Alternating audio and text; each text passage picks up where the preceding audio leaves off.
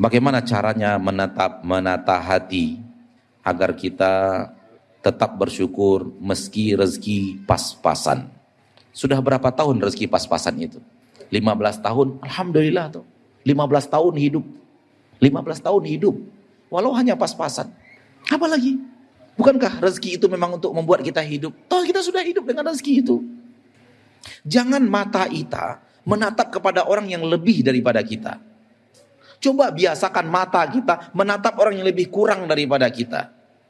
Akan terasa nikmatnya rezeki yang pas-pasan itu. Kapan? Kalau kita rajin melatih mencari orang yang rezekinya kurang terus. Dia butuh sekian untuk anaknya, dia butuh sekian untuk sewa rumahnya, nggak sanggup. Cari orang yang seperti itu, ngobrol sama dia. Akan terasa rezeki yang pas-pasan itu nikmat. Dan itulah keinginan Rasul hidup di dunia, rezekinya pas-pasan.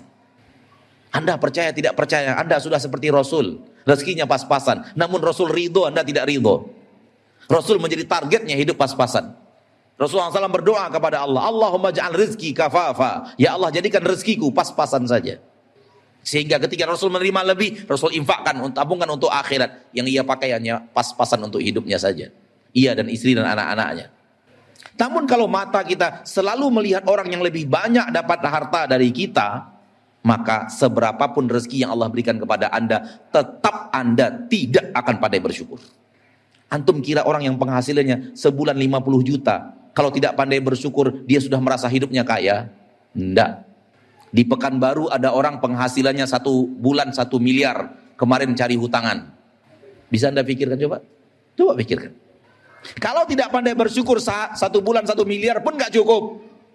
Karena syukur itu tidak mesti jumlahnya besar. Soal harta, kehidupan harian, tidak mesti harus jumlah besar baru bisa menjadi hamba yang bersyukur. Enggak mesti. Pas-pasan itu sudah syukur besar, enggak kekurangan. Sewa rumah ada, biaya sekolah anak ada, biaya sarapan pagi ada, biaya makan siang ada, biasa makan malam ada, beli pakaian ada, anak mau sekolah beli buku ada. Alhamdulillah, apalagi yang mau kita cari coba? Kita dan orang kaya sama-sama ada. Namun ketika Anda tidak pandai bersyukur, mau seberapa banyak pun tetap terasa kurang. Coba berapa? Berapa dikatakan rezeki itu baru kemudian dikatakan cukup? Coba seberapa banyak cukup itu coba? Khusus bagi Anda sekarang yang penghasilannya 30 juta sebulan. Ingat dulu masa-masa penghasilan Anda hanya 2.500.000 sebulan.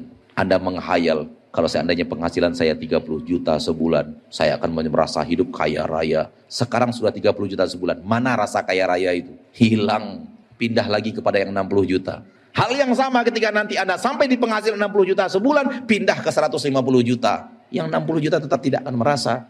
Itulah pesan orang tua kita. Yang namanya rezeki ini, sedikit cukup, banyak tak bersisa.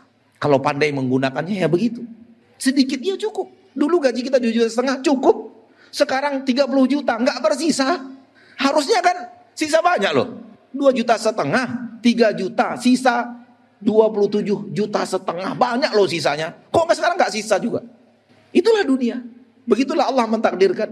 Maka cara menjadi orang kaya bukan banyak harta. Cara ingin menjadi orang kaya, qanaah. Hiduplah menjadi orang yang merasa cukup dengan apa yang Allah berikan kepadanya. Merasa apa yang Allah berikan kepadanya sudah cukup. Itulah orang kaya. Dia berapa yang Allah berikan kepadanya, berapa yang dia dapat, ya Allah, apa yang Engkau berikan kepadaku sudah cukup ya Allah. Untuk makan ada, untuk sewa rumah ada, untuk bayar sekolah anak ada. Alhamdulillah sudah cukup ya Allah. Apatah lagi yang lebih hebat, ya Allah, yang apa yang Engkau berikan kepadaku sudah jauh lebih banyak daripada cukup. Sudah lebih banyak daripada cukup. Lebih daripada cukup. Kalau bisa sampai kepada titik itu, Anda akan merasa diri Anda kaya raya luar biasa. Enggak hitungan angka, enggak hitungan angka. Angka itu bisa berapa saja. Oleh karena itu jangan biasakan melirik orang yang punya penghasilan besar. Liriklah orang punya penghasilan kecil. Anda akan merasa nikmat Allah kepada Anda besar. Kata Nabi SAW, unzuru ila man huwa asfala minkum, wala tanzuru ila man huwa fauqakum. Lihat selalu orang yang di bawah kalian. Jangan lihat orang yang di atas kalian. Fahuwa ajdaru alla tazdaru ni'matallahi alaikum. Itu akan membuat kalian tidak meremehkan nikmat Allah kepada kalian. Lihatlah manusia. Manusia kalau merasa tidak cukup, tidak cukup. Dulu waktu belum punya istri, seandainya saya punya istri mungkin hidup ini akan nyaman. Udah punya istri. Enggak juga nyaman seperti yang dibayang-bayangkan. Kalau sudah punya anak mungkin akan nyaman. Sudah punya anak sekarang. Enggak juga seperti yang dibayangkan. Kalau sudah punya rumah walaupun kecil-kecilan mungkin akan nyaman. Udah punya rumah walaupun kecil-kecilan tetap merasa nggak nyaman, merasa kurang. Kalau sudah punya mobil satu walaupun hanya kijang kapsul mungkin akan nyaman. Sudah punya kapsul sekarang tetap juga nggak merasa nyaman. Kapan? Sampai mati. Baru akan hilang rasa kekurangan tadi. Rasa tidak cukup tadi baru habis. Kalau sudah mati ketemu tanah. Nabi SAW mengatakan, "Lau kana libni Adam wadiyani min dhahab, labtagha lahuma thalitha, wala yamla'u jawfa bani Adam illa turab."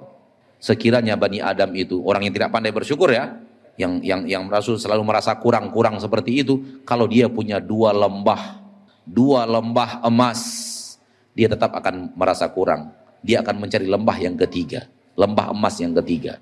Sudah dua lembah emas, tetap tidak cukup. Dia ingin mencari lembah yang ketiga. Wala yamla'u jawfa bani Adam illa turab. Tak ada yang bisa memenuhi rongga Bani Adam kecuali tanah.